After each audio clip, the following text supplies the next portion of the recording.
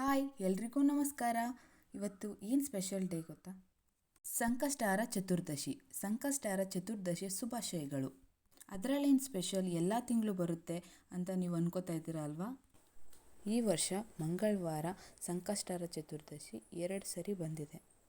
ಸಂಕಷ್ಟಾರ ಚತುರ್ದಶಿ ಅಂದರೆ ಏನು?